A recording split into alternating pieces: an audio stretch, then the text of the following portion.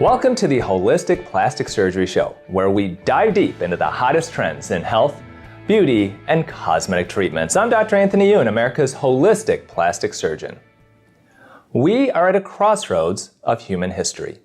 Natural disasters, increasing pollution, poverty, disease, and widespread violence are becoming the norm throughout our country and our world. As a single person in a small family in the United States, you may feel powerless to do anything about it. We vote for the representatives in government whom we believe share our values, then election after election, nothing changes. So what can you do to make the world a better place for your children and your grandchildren? A lot. My guest on this week's podcast has a plan to use business, basically capitalism, to save our planet. By making simple changes in how you spend and invest your money, you can do more good for others, our planet, and our children than you may have ever realized. It is a beautiful idea, and it can work. So let's get started. My guest this week is a doctor of Oriental medicine, the founder and CEO of Well.org, and the author of the New York Times bestseller, The Urban Monk and Rise and Shine. He is also the producer and director of the movie Vitality, the executive producer and writer for the film Origins, and the host of 2 weekly video podcast series, The Urban Monk and The Health Bridge. He is also a Taoist priest, a Kung Fu world traveler, and a Qigong master. He has been featured on many television shows, such as The Dr. Oz Show and Today. His new movie, Prosperity, and his new book, The Art of Stopping Time, are poised to change the world. I'd like to welcome my friend, Dr. Pedram Shojai, to the Holistic Plastic Surgery Show. Thank you so much for coming on the show. Hey, great to be here. So now you're a doctor of Oriental medicine, and I think that this is interesting because you've treated many patients, yet you have transitioned into becoming basically a filmmaker. And this really, I think, is probably, I've done a lot of shows for the Holistic Plastic Surgery Show, and this is very different than the other ones that I've done. But I think that this is the most important subject that I've ever covered, and that's why I really was so excited for you to come on today. Thank you. I'm honored. So once again, I mentioned that you're a doctor of Oriental medicine, and now you have transitioned into making movies. Why did you do that? I just felt like I was, at the time I was running a pretty sizable medical group, and I felt like I was just working a MASH unit. No matter how hard we worked, no matter how fast we tried to fix problems, they were coming in faster than we could fix them. And I realized that, I could spend my entire career, the rest of my life in those trenches, and it wasn't going to solve the problems upstream. So, it really became about creating a conversation that educated people about lifestyle and, the reasons people were ending up in the clinics in the first place, right? Mm-hmm. A lot of them were preventable, and a lot of them had to do with diet, exercise, sleep, mindset, the stuff that we now know. This is in, the early 2000s, these conversations weren't even being had. Mm-hmm. And your first book, The Urban Monk, great book. I read it cover to cover. Dealt a lot with that, with the mindset and mindfulness and health. But you've taken it to a very different level now. And so we'll talk about your movie Prosperity. I want to really get into this because I've watched the movie. It has convicted me. It has gotten me to look at things very differently and to look at where I spend my money. How did you get into this idea? I mean, you have been dealing with kind of the, each individual patient with your coaching and you're helping with health, but now you really are looking at health and wellness on a global scale. So can you tell us how you got to this level? Yeah, what's funny is you start following the breadcrumbs. And, from my first film, Vitality, we were looking at, what is health and how do we step into a kind of a vitalistic model of supporting our health instead of waiting for things to break. And then, my second film really became about what are all these environmental inputs that might be causing this challenge that we are now having and facing with health. So the chemicals, the additives, and all these types of things. And really at the end of my second film, Origins, we really, a lot of people mentioned this thing about voting with your dollars. And I really start to understand that, organics and all these things happened because people who wanted them and kind of had that belief system about, food being clean and being more important to do that, really kind of got out ahead and went to the farmers markets and supported the birth of this industry. And in doing so, it really created what we have today. And I really felt almost like an investigative journalist that, like, if we were going to test that premise, that if we were to vote with our dollars and that could possibly have scalable change that could, make enough impact within our lifetimes, what would that look like and how would we go about it? And so I set out on a journey that, eventually just was like, wow, I guess this is my third film. And we really started asking the big questions, following, the big leaders in the conscious capital space and just people that are doing interesting things. And I really came to some conclusions that, I was very open-minded when I went in, and I came out incredibly enthusiastic about like what's happening in the world and what we can do to change it. And so I guess, if you're listening or watching today, what he's talking about is, the world is operating at a certain level right now based basically off money. And these big corporations, they make their decisions based off of money and what makes them the most money. But sometimes that's not necessarily what's best for our health, as well as for the health of our planet. And you've got some really interesting ideas that you have brought up. I mean, in the movie, you have chosen a number of different companies, some of them that are environmentally conscious, some of them that are conscious of how they treat their employees. How did you come to this kind of global realization that this is your mission? When it's not just one thing. So it's not just, hey, let's get organic food on the table, but you're also looking at how do you treat the people who are in the trenches, who are in the fields, all the way up to even the banking industry. So you're really covering a lot with this movie. It was a heck of a journey, man. And I got to say, I didn't know how much leverage we can have through banking at the time, right? I just didn't get it. And so, I want to preface all this by saying, look, so people have already run these miles. And, I'm like, Dr. Priest guy who shows up looking at this as an outsider going, oh my goodness, how do more people not know about this? And so, there's been this movement towards the triple bottom line. There's been all these movements towards like a fourth sector economy. Well, it really, really smart people talking about these things, and it just isn't in pop culture. It just isn't, the average people. Look, I grew up with like doctors and lawyers and educated people. I didn't know this stuff, right? I was banking at Wells Fargo, and and so you just don't think about these things because you're trained not to. And then when you start realizing the implications of what your purchase does, and one of my favorite lines from the movie is, "Stop putting your money in the hands of people you disagree with." Right? It's like if you have a certain value set and you don't like how certain things are showing up in the world, and you are sponsoring by being a customer of a company who is lobbying in a direction that you wouldn't agree with, then you're giving them all the fuel, you're giving them all the power to keep creating the world that you're complaining about. And so stop it. Stop that now. Yeah. Can you give a couple of examples maybe from the movie of companies? Let's maybe start with Thrive Market, of what they've done and why maybe people who are watching and listening today may feel compelled to look into them. Why not just buy your food at some of the big box places? You can get it cheaper that way. Well, the good news is you can get it comparable price, if not lower now at Thrive Market, the way they've set up their model. It's like a kind of big box Costco type of model where, it's like $60 a year or something. Mm-hmm. And with that, you're getting things, you can't get coconut oil cheaper than I've found at Thrive Market. And so they've made healthy living, organic food affordable for everybody.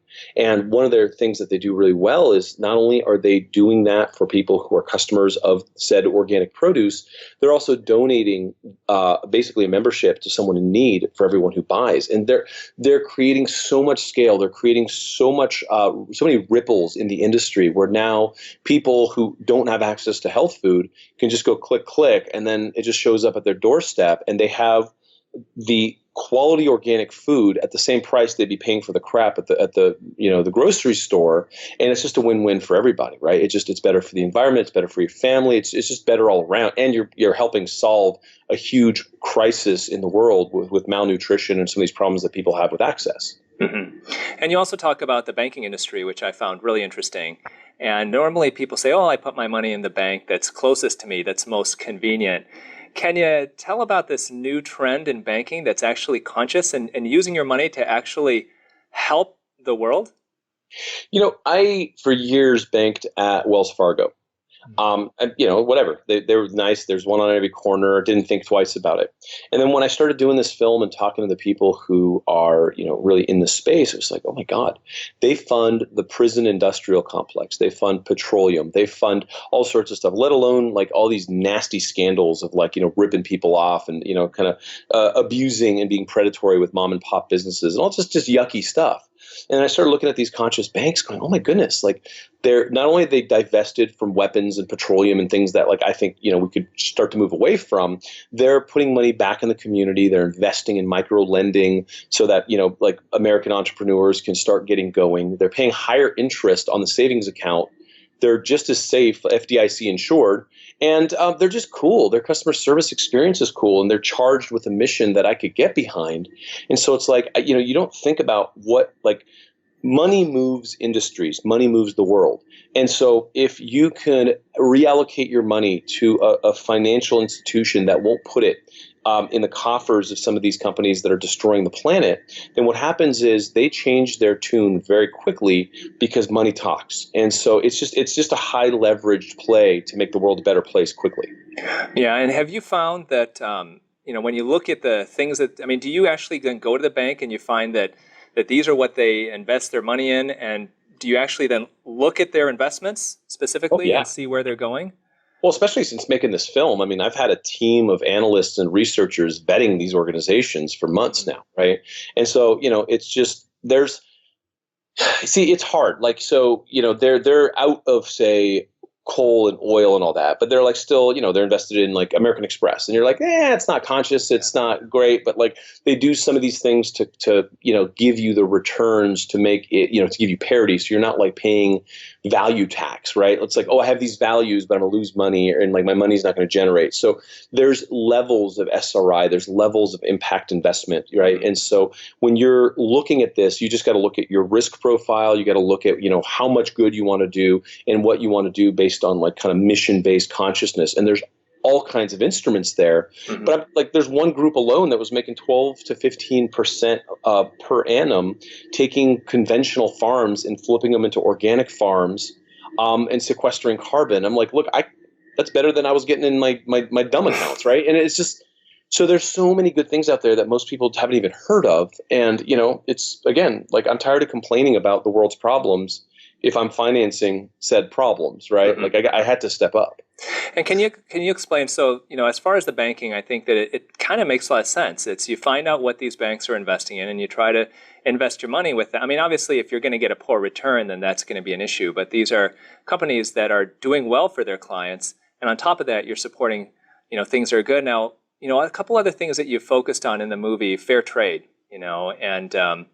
and seeing these people who are living in third world countries, they're the ones that are harvesting the crops. How can people get involved with more fair trade kind of practices? See, it's, you hear about fair trade and like, look, a present company included, right? Like mm-hmm. I'm a doctor guy from Los Angeles, California, and you're like, oh, that sounds good, right? And so you don't really get what it is until you start to see the lives that are impacted through fair trade. So mm-hmm. It's like, as we were in Panama and I'm talking to these guys, and it's just like, man, this kid right here, he gets to be here with his mom, his grandma, his sisters. He's part of a community. He has dignity. He has a living wage. It's like he does not want to escape to Mexico to climb some wall to mow my lawn, right? Like this mm-hmm. immigration crisis and all this crap that we talk about is really rooted in economics and like really terrible companies that are exploiting labor in these parts of the world. And when you work with a company that's practicing fair trade, what you're doing is you're creating the baseline economics, giving people dignity where they live and generating wealth and abundance and just cutting out some middlemen, right? Mm-hmm. Like you're getting the same value yourself. You're just dealing through a supply chain that connects this product with the narrative that comes to you, right? Like it used to be you'd pay a little more. Now it's, the prices are pretty comparable. Like it just doesn't make sense to fund the companies that are doing yucky stuff. Yeah. And so for those of you who are watching or listening and you're not, you haven't heard that term much before, and maybe you've seen, this chocolate is fair trade. What exactly does it mean? And it's just what Pedram is saying is that there are these companies that will make sure that the people who are living in these third world countries, that don't have the riches that we do here in the United States. They're getting paid a living wage, a fair wage, so that they can live off of that versus getting paid so little that they're doing all this work and they're barely surviving. And the great thing is you give a number of examples in this movie. You show it. You actually go there and show them actually harvesting the crops and showing exactly where your money goes. And I think it's so important. The whole money thing, which, interesting, from a doctor of Oriental medicine, and now you really are getting into, it all comes down to money, and the great thing is that we all spend, you have to spend to live in this country, and why not spend it so that you help others out and you help the entire world out, obviously, with the climate changes that we're dealing with. That's it. And it's such a scalable solution. Like, I got young kids at home, and, I could have retired and moved to some, self-congratulatory community and, hid. Yeah. And then the world's problems would have caught up with my kids. And it's just like, when you realize that, like, the world's problems are ours to solve.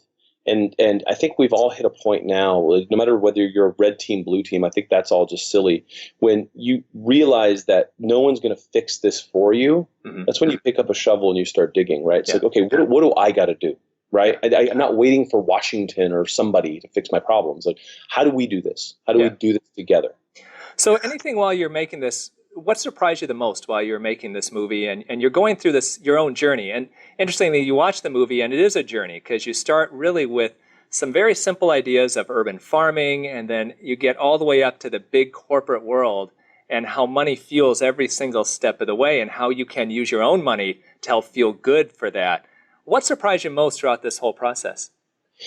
I have to say, like, I thought, okay, we can make some incremental change by getting people to move their money. And, in the next 10, 15 years, we could track it and just show, the change that we made.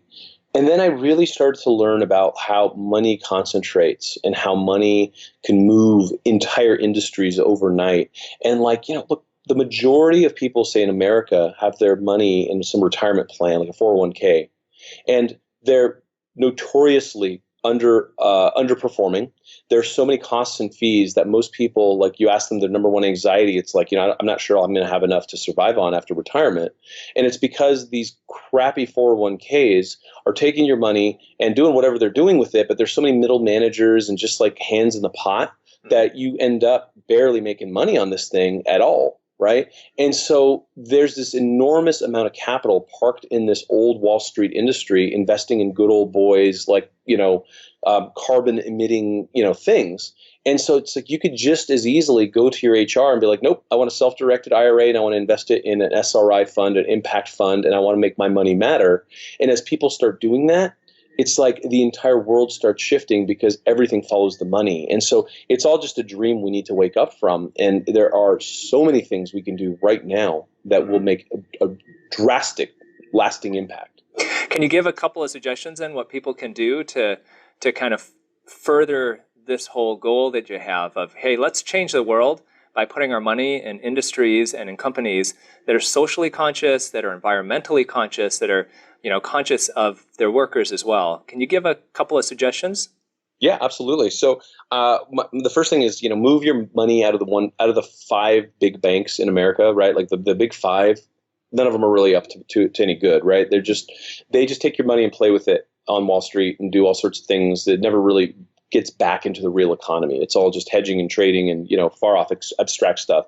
I've moved to a bank called Aspiration. There's a number of kind of like good conscious banks that are blossoming up, or just go to like a community bank, like a credit union that will reinvest your money in like the bakery down the road and like, put it back in the community. And that's easy enough. That's what we're all doing. We're all shoppers of that. And then if you have money that's invested somewhere, whether it's a retirement fund or whatever, you can go and ask for it to be redirected. We have a bunch of resources in our community app to get a self-directed IRA. And then you start working with these funds that they're getting comparable returns, but they're fueling the world that you would rather see, right? And so those are 2 easy ones. And then, changing your climate at work, depending on where you're at in the food chain over there, there's a lot of things you could bring into your work to kind of Trojan horse some of these principles into your workplace to change your company. Mm-hmm. So you've got big goals with this movie. When I saw you, gosh, this was a couple months ago, when you had just premiered the trailer, one of the things that you had said is you're hoping, the idea is to get millions of people to view this movie. You can watch it for free, and if you can create this sea change in a relatively short period of time where people take their money out of these big banks and they put it into places that are conscious of the environment, of people, of doing the right thing, then we could actually create quite a bit of change in the entire world. It's like a shock wave that'll hit the system so hard that will be like a gong saying, you know what? This is what we want. And the people of the world all say it. They just don't know how to do it because it's so confusing. There's so much misinformation and fake news and anger and trolls and just all sorts of crap, right? Mm-hmm. And so what we did is we just did a lot of research and just found the best solutions out there vetted by third parties. And we're like, here, like, I don't care where you start lifting, just whatever the thing is in front of you, just start doing better, and you'll start to see change, and you'll start to see the positive impact of that, and you'll just keep moving. Like, I moved my bank, now I move my investments. Mm-hmm. I used to buy this kind of toilet paper, now I buy this kind. And you just, every little thing you just get better at, and then those little drops become a raging river, right? And that's not far away, but everyone just feels like they're too small and insignificant, so they feel like, what if I did all this, what difference is it going to make? The answer is all the difference in the world. Mm-hmm. Well, this movie is called Prosperity, and you can watch it streaming online for free. All you do is go to well.org/Dr. Youn. That's well.org/Dr. Youn. This is a great movie, and it really is a journey on how money truly fuels the world and how you can use your money to do the right thing. Not only do you still get the stuff that you need, you can buy your groceries, you can get food that is healthy, that's good for you, but you can also help those people at the same time, not necessarily having to pay more, but you can still help those people who are making that food, and you can help the environment as well. There's so many suggestions that you have in the movie. We can't cover anywhere near all of them in a short podcast interview, but I would highly encourage all of you, you've got to watch this movie. It would be really well worth your time. It's going to open your eyes to just what the power of your money can make in our country and really in our world, because things are changing. Just like you said, there's so much anger and resentment and fighting, and it's kind of let's get back to old-fashioned kindness and doing the right thing. It really is as simple as that, isn't it?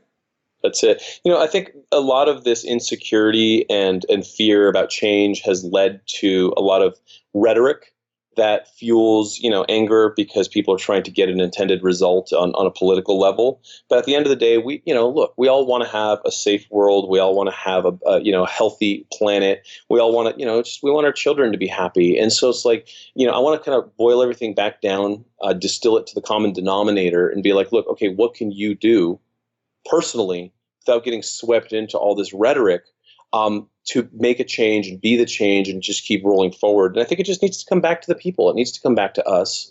And we have more power than we've ever imagined. It's just, you watch the TV and it's just designed to scare the hell out of you, right? And in doing so, you give away your power and you ask someone to fix it. And so far, look at that. Look at where that's gotten us. I know. Well, if you want to be a part of the change with me, with Dr. Pedram Shojai, take a look at well.org/Dr. Youn and watch this movie, Prosperity. This is the first step. It's really going to open your eyes to all the different things that you can do with your money to make the world a better place, basically, and to kind of bring back, like I said, old-fashioned kindness, mindfulness, and health, not only to yourself, but to others as well. Put your money where you think it not only will serve you, but will serve other people. Before we leave, I'd love to ask you just one takeaway point that you can give to our listeners and our viewers today. You are not small. And that's the central premise of all this is everything you do makes a lasting impact and ripples into your family, your neighborhood, your culture, your society, all of it. And so, don't feel small. Start moving in the right direction, and it catches up with you. You end up on this kind of energy curve, and everything you start meeting better people. You just start having this wave of enthusiasm and positivity come in that just shows you that good behavior, good action begets other good things, and the goodness starts to come. I've seen it. I've been traveling for 18 months making this film. There's just something really powerful about, just stop being a victim. Realize that, this is our world to fix, and just stand up. It's time. So let's all, you guys, be a part of the solution. Join us. Go to well.org/prosperity. Watch the movie. From there, you're going to get a lot of great suggestions, and would love to hear from you. If you listen or watch this, the different things that you have done, share it on Facebook, give us some messages, and let us know what you think. Thank you so much for coming on. Hey, thanks for having me. It was great. It's definitely a pleasure. Well, I'm Dr. Anthony Youn, America's holistic plastic surgeon. This is the Holistic Plastic Surgery Show. We'll see you next time. Do you want to look 10 years younger without having surgery? Well, my best-selling book, The Age Fix, will tell you how. I spent the past 17 years learning the secrets to turning back the clock and have written all the best of these secrets in this book. This includes the Age Fix diet, simple changes to what you eat that can make a huge difference in your appearance. I'll share with you a simple skincare routine to keep aging and wrinkles at bay. And I'll share with you the best secrets to treat every single beauty and aging problem there is, from age spots to wrinkles, saggy skin to bad breath, saddlebags to hair loss. And almost all of these can be effectively treated without surgery. So are you ready to turn back the clock and kick Father Time's backside? If so, check out The Age Fix. Now, if you purchase it on my website, dryoun.com, you'll get over $10 off the cover price, free shipping, and you'll receive several free gifts, including a bonus chapter that you can only get by purchasing the book there. Thank you for making The Age Fix such a huge success.